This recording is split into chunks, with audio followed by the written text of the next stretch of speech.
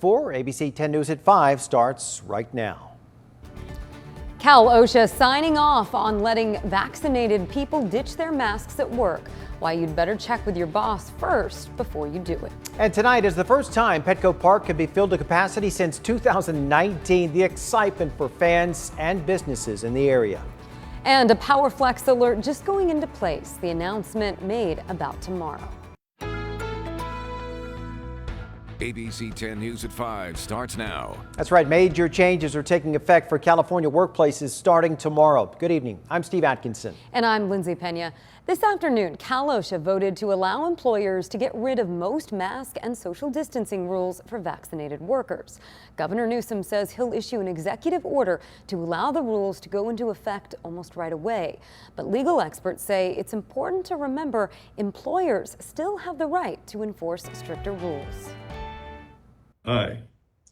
The motion passes. After hours of public comment and debate, the California Occupational Safety and Health Standards Board voted 6-1 to adopt new regulations that would allow major changes when it comes to vaccinated employees. Under the new rules, masks and social distancing can be done away with in most situations.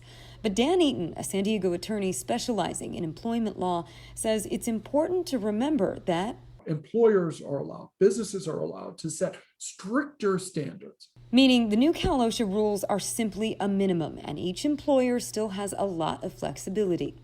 For instance, the new standards say employers can allow vaccinated employees to go maskless indoors, but must document their vaccination status. The employer then has the choice to either require proof of vaccination or allow employees to self-report. As now, employers can fulfill their duty simply by having their employees tell them their vaccination status and then record it and then keep that record confidential. There's also the possibility that employers will simply continue to require masks for everyone, regardless of their vaccination status.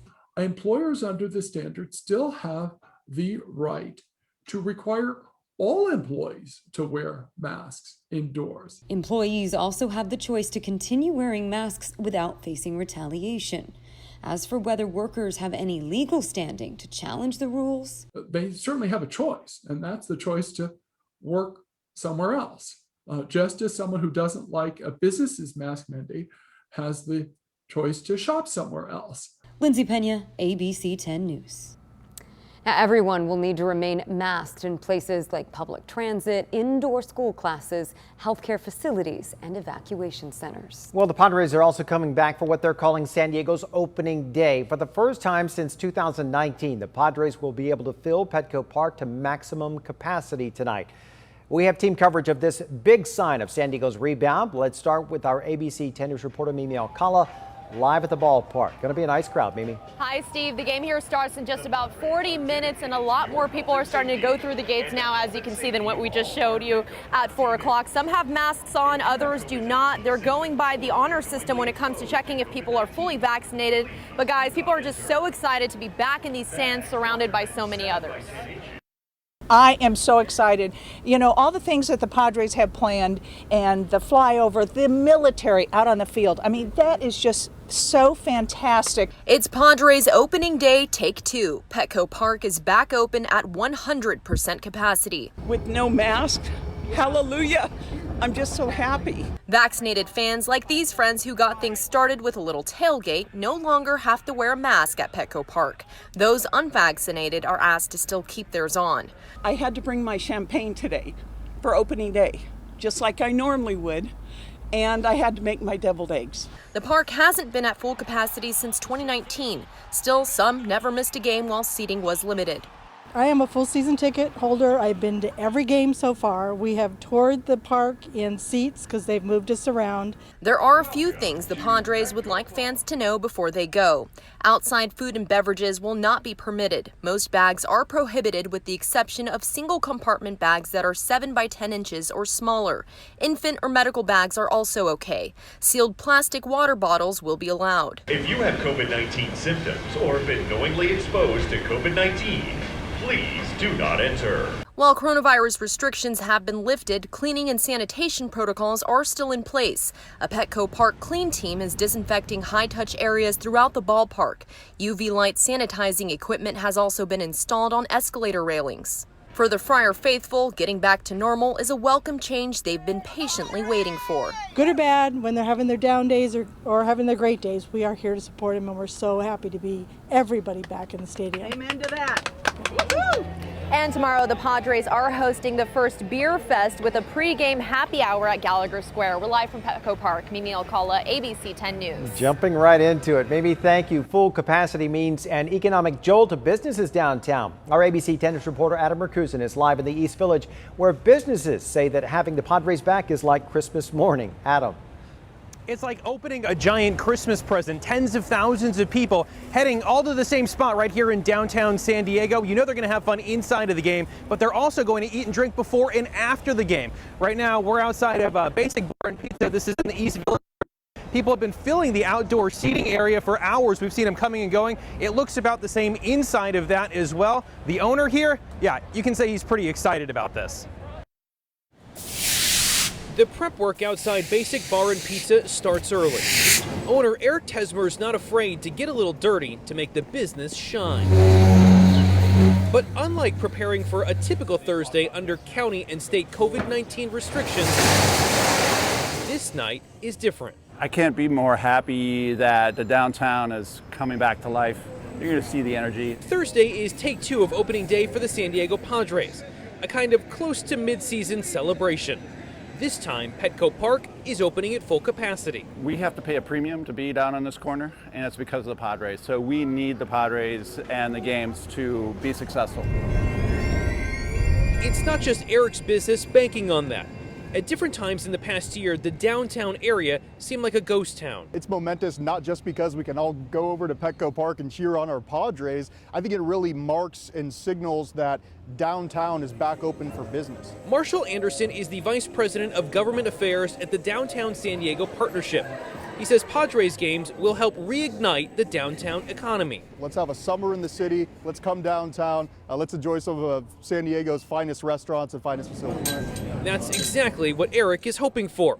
It's been a hard year, professionally and personally. My wife has actually had COVID and was in the hospital for considerable time, so she's still recovering 6 months later. Eric says the Padres being back is like Christmas.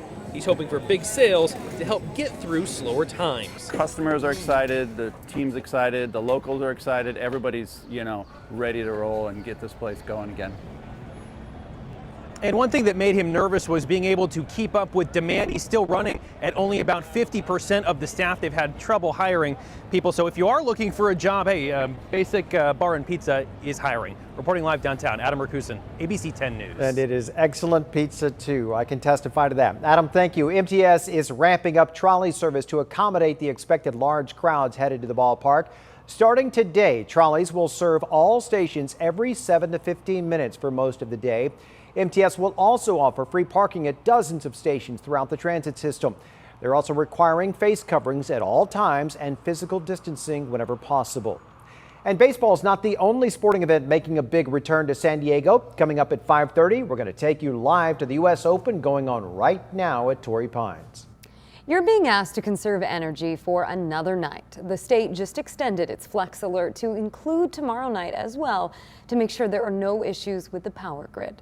ABC 10 News reporter Rachel Bianco is live along the Embarcadero, one of the cool spots in the county. Rachel. Hi, Lindsay. We're here at the waterfront park where kids have been having fun splashing in the fountains all day. The end of this heat wave is still days away, and while emergency officials say right now the power grid is stable, they want people to conserve as much as possible. Leroy McNair is playing a little catch with his son before it really heats up. We got a nice breeze coming out of the west, which cools you off now and then. Nearby, the Spring Valley Community Center is one of several cool zones now open across the county. It's great because there are a lot of people that need it, can't afford an air conditioner, in the house. Emergency officials with the California Independent Operator System are watching the demand on the state's electric grid.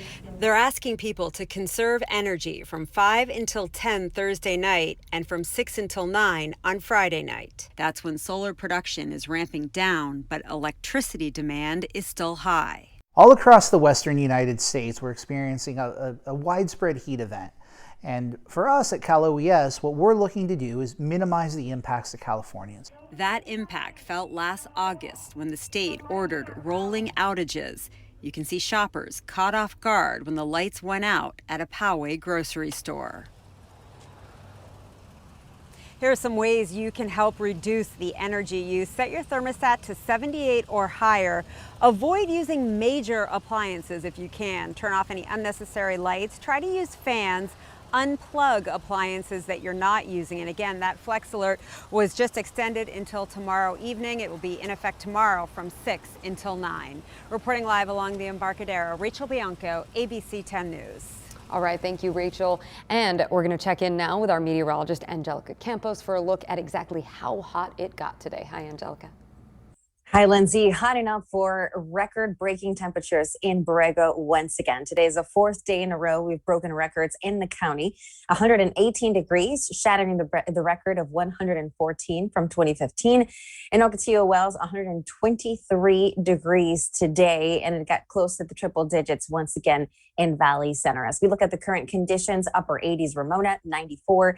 In Warner Springs, temperatures are still at 120 degrees in Ocotillo Wells. Keep in mind, the evening time is still going to be very, very warm. We have added moisture, which is going to slow down the cooling process at night. So uncomfortable conditions. Not only that, the excessive heat warnings in the county have now been extended for inland communities until Saturday night and for our mountains until Sunday night. We'll have much more on the temperatures in your 7-day forecast. All right, thanks, Angelica. And you can be sure to stay on top of weather conditions anytime, any place with the 10 News app. A free version is available in the App Store. For the first time in nearly 40 years, Congress has approved a new federal holiday. Juneteenth, or June 19th, is the day that African Americans have recognized as the end of slavery in the U.S. The bill received overwhelming bipartisan support in the House after passing the Senate. President Biden signed that bill into law today. I'm especially pleased that we showed the nation that we can come together as Democrats and Republicans to commemorate this day with an overwhelming bipartisan support of the Congress. Juneteenth was first celebrated in Galveston, Texas on June 19, 1865, after federal troops took control of the state. It was 2.5 years after the Emancipation Proclamation was signed, freeing African Americans from slavery. And the city of Chula Vista is raising the Juneteenth flag in honor of the new holiday. Chula Vista city leaders were on hand this afternoon for that raising. That flag will temporarily replace the pride flag from today through June 21st. The Juneteenth flag was originally designed in 1997 and revised in 2000 to the version that we see today.